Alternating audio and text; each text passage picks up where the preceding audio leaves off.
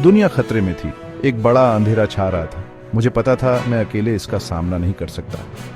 हमें हीरोज चाहिए थे, ऐसे खास लोग जिनमें उन लोगों के लिए लड़ने की हिम्मत हो जो खुद के लिए नहीं लड़ सकते। तो वंडर वुमन के साथ हमने अपनी खोज शुरू की। हमें दूसरों को ढूंढना था, इस अनदेखे खतरे के खिलाफ उन्हें एक करना था। दुनिया की किस्मत इसी पर टिकी थी। साथ मिलकर हम जस्टिस लीग थे।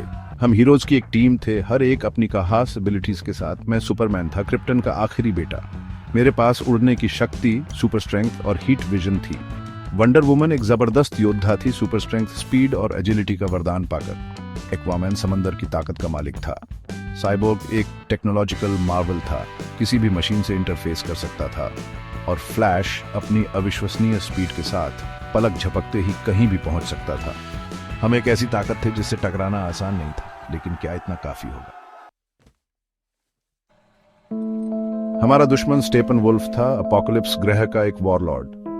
वो धरती पर कब्जा करना चाहता था और उसे अपनी मर्जी से बदलना चाहता था। वो एक भयानक दुश्मन था, पैराडिमंस की फौज और एक ऐसी ताकत का हथियार जिसकी कल्पना भी मुश्किल है, मदर बॉक्सेस। इन पुराने आर्टिफैक्ट्स में दुनिया को बदलने की शक्ति थी और स्टेपन वुल्फ उन्हें पाने के लिए कुछ भी कर गुजरने को तैयार था। उसकी बर्बादी की प्यास उसकी बेरहमी से कम नहीं थी।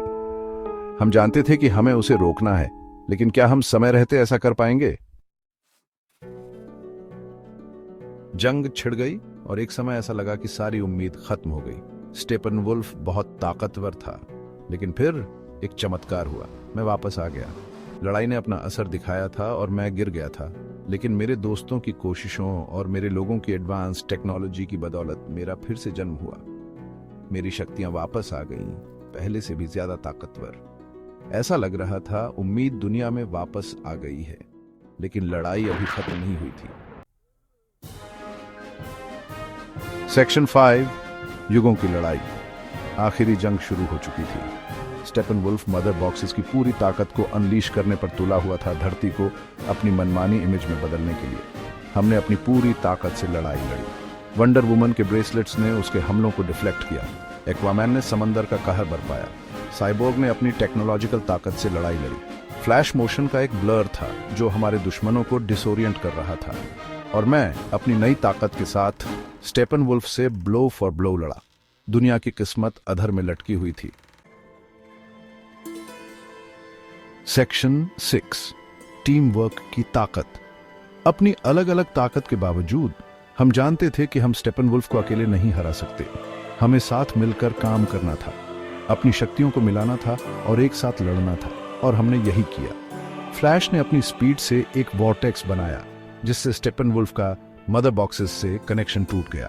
एक्वामैन ने पानी पर अपने कंट्रोल से एनर्जी ब्लास्ट को कंट्रोल किया।